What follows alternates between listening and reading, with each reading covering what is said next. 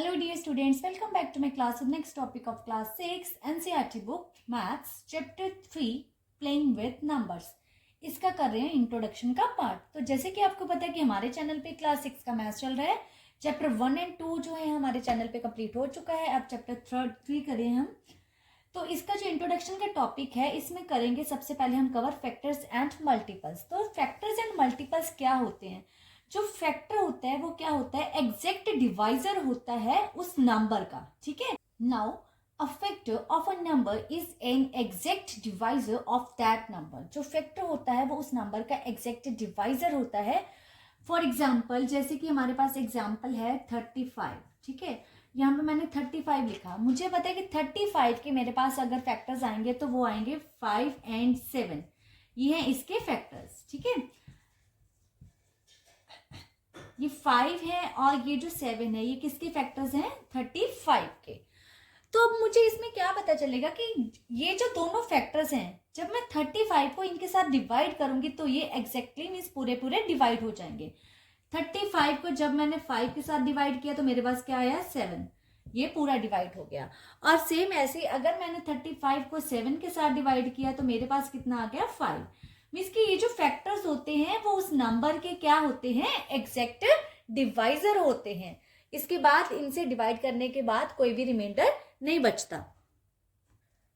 Okay, now कुछ important points है जो आपको ध्यान में रखने जरूरी हैं। तो फर्स्ट है we can say that a number is a multiple of each of its factors. हम ये कह सकते हैं कि जो नंबर है वो अपने हर एक फैक्टर का क्या होता है? मल्टीपल होता है। जैसे अभी हमने 35 की ही एग्जांपल ली थी। देखिए यहाँ पे मैंने लिया था 35 के दो फैक्टर्स हैं, दैट इज 5 एंड 7। अब ये क्या कह रहे हैं कि we can say that a number is a multiple of each of its factors. अब ये है कि इसके फैक्टर्स 5 एंड 7 है। मीन्स 5 का मल्टीपल क्या है? 35। 7 का भी मल्टीपल क्या है? 35। मीन्स कि हम अगर देखें 5 और 7 दोनों के टेबल में 35 आएगा। इसका मीनिंग ये है, ठीक है, कि जो फैक्टर्स होते हैं वो जो नंबर होता है वो अपने ही फैक्टर्स का मल्टीपल भी होता है ना। 1 is a factor of every number. जो 1 है वो हर एक नंबर का फैक्टर होता है। जो किसी और टेबल पे नहीं जाएगा कोई भी नंबर तो 1 तो उसका फैक्टर्स ऑलवेज होगा ही होगा। जैसे 7 है, 7 1 जा 7। ठीक है, तो 1 है, हर एक नंबर का फैक्टर होगा ही होगा।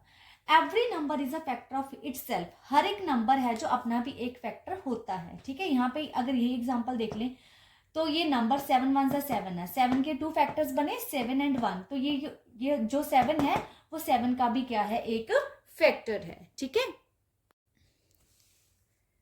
Now our next topic is prime and composite numbers. अब प्राइम एंड कॉम्पोजिट नंबर्स क्या है? सबसे पहले तो हम ये देखेंगे कि प्राइम एंड कॉम्पोजिट नंबर्स होते हैं क्या। बेटा ये जो टॉपिक है ना प्राइम एंड कॉम्पोजिट का, इसको जो मैंने एक अपनी वीडियो में अलग से बहुत अच्छे से एक्सप्लेन किया हुआ है, उस वीडियो का लिंक आपको डिस्क्रिप्शन में मिलेगा। आप वहां से उस वीडियो को समझ सकते हो कि आपको कैसे पता चलेगा कि प्राइम, अगर आपके पास 1 to 100 नंबर्स हैं तो आप उसमें से प्राइम और कॉम्पोजिट नंबर्स को कैसे अलग अलग कर सकते हो, मैंने उस वीडियो में एक्सप्लेन किया हुआ है। तो सबसे पहले देखिए जो 1 है, नंबर 1 है, ये ना ही प्राइम है और ना ही कॉम्पोजिट है। 1 is neither a prime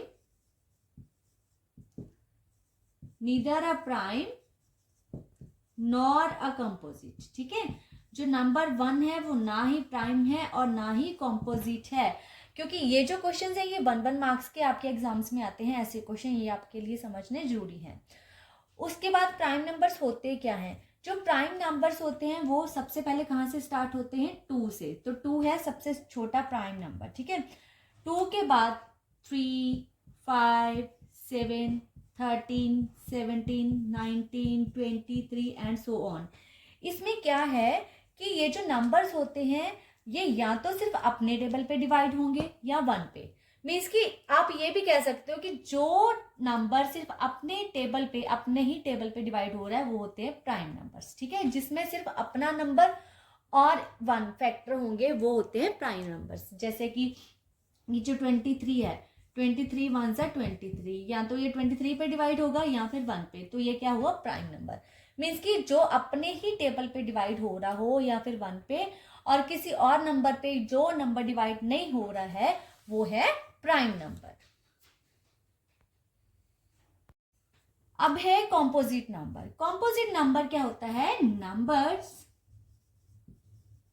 having more than 2 factors are called composite numbers. अब मोर देन 2 फैक्टर्स किस केस में आएंगे? मोर देन 2 फैक्टर्स, देखो कोई भी फैक्टर्स, 2 फैक्टर्स तो यही हो गया, एक 1 हो गया और एक नंबर इटसेल्फ हो गया। अब उसके अलावा जिस नंबर के फैक्टर्स आएंगे, मीन्स कि अगर हम किसी नंबर को उस नंबर के अलावा, जैसे कि मेरे पास सपोज है 10, ये जो 10 है इसको मैं किस किस पे डिवाइड कर सकती हूँ? इसको मैं 2 पे भी डिवाइड कर सकती हूँ, 5 पे भी कर सकती हूँ, ठीक है। तो अपने टेबल पे तो ये जाएगा ही जाएगा और 1 पे भी जाएगा। इट मीन्स इसके कितने फैक्टर्स हो गए, है ना। ये सिर्फ अपने टेबल पे तो नहीं डिवाइड हो रहा, जो नंबर सिर्फ अपने टेबल पे डिवाइड ना होकर किसी और टेबल पर भी डिवाइड कर सकते हैं, वो नंबर क्या होते हैं? कॉम्पोजिट नंबर्स, ठीक है। Next topic is common multiples. अब कॉमन मल्टीपल्स कैसे पता करने हैं? बहुत ही आसान है ये। सपोज करो मेरे पास 2 नंबर्स हैं 3 और 4, मैंने इसके कॉमन मल्टीपल्स, सबसे पहले मल्टीपल्स क्या होते हैं? उसी नंबर का टेबल। तो यहाँ पे मैंने 3 का टेबल लिखा, 3 1 जा 3, 3 2 जा 6, 9 12 15 18 21 24 आगे तक, ठीक है, जितना मर्जी लिख सकते हो। तो 4 8 12 16 20 24, तो ये आ गया 4 का टेबल, है ना। तो यहाँ पे अगर देखूं मैं तो इसमें कॉमन मल्टीपल कौन सा आ रहा है? देखो तो जरा, है कोई कॉमन मल्टीपल इसमें? इसमें कौन सा कॉमन मल्टीपल है? सबसे पहले तो आ गया 12, ठीक है, इनका कॉमन मल्टीपल आ गया 12। उसके बाद आ गया 24, ठीक है।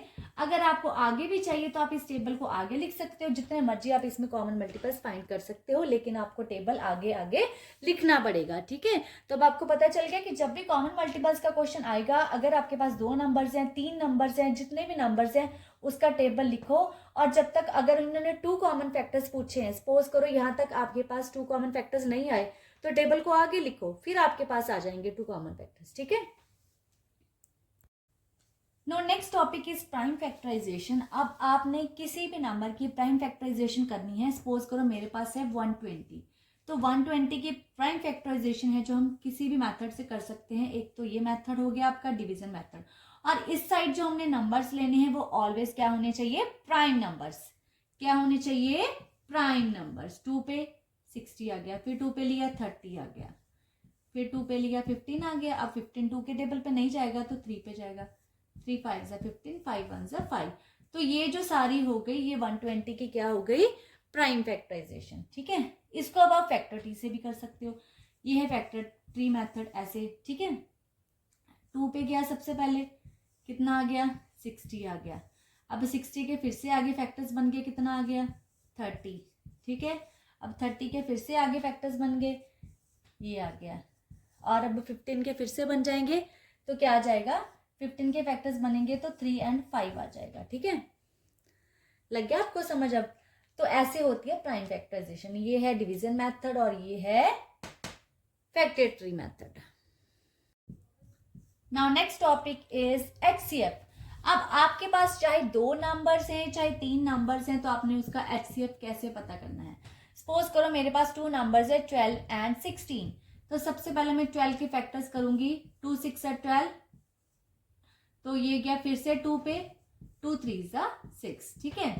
तो ऐसे 16 के कर लेते हैं, 2 8 जा 16, 2 4 जा 8, ठीक है। ये आगे इसके फैक्टर्स। अब HCF फाइंड आउट करने के लिए मैंने क्या करना है? मैंने ले लेने हैं इनके कॉमन फैक्टर्स, ठीक है। सबसे पहले आप लिख लोगे 12 के कौन कौन से फैक्टर्स बने हैं, 2 × 3। ऐसे आप लिख लोगे 16 के कौन से फैक्टर्स बने हैं, सारे लिख लिए हमने, ठीक है। अब इनमें से कॉमन फैक्टर्स लेते जाओ और उसको क्या करते जाएंगे हम? मल्टीप्लाई। तो इसका HCF आ गया 4, ठीक है। तो ये था HCF का topic. Now next topic is LCM, that is least common multiple. अब ये तो काफी मेथड से होता है, लेकिन बाकी हम जब एक्सरसाइज करेंगे तो आपको समझ लगते रहेंगे। तो बहुत ही आसान सा ये टॉपिक है। मैंने आपको बता दूं, अगर सपोज करो मेरे पास 3 और 4 है, तो मैंने इसका LCM लेना है, तो इसको हम एक साथ ऐसे ही इसकी प्राइम फैक्टराइजेशन करते हैं। पहले 2 पे 3 नहीं जाता, एज इट ऐसे लिखा, 2 2 जा 4, फिर से 2 पे गया, ये 1 आ गया, 3 का 3 ऐसे ही रहा, तो यहाँ पे आ गया 3 1 जा 3। तो इस नंबर्स का एलसीएम कितना आया, 2 मल्टीप्लाई 2 मल्टीप्लाई 3, कितना आ गया, 2 2 जा 4, 4 3 जा 12। तो ये मैंने इस वीडियो में आई होप काफी सारे टॉपिक कवर कर दिए हैं, और दो जो टॉपिक्स हैं important, that are test of divisibility and वो था जो prime factors, prime and composite numbers को जो कैसे फाइंड आउट करना है, वो मैंने 2 वीडियोस के लिंक आपको डिस्क्रिप्शन में दे दिए हैं, और उससे आप वो वीडियो समझ सकते हो। और आगे अब करेंगे एक्सरसाइज, और जो कुछ अगर कोई इंट्रोडक्शन का टॉपिक बाकी है तो वो हम एक्सरसाइज के साथ साथ ही करेंगे, ठीक है।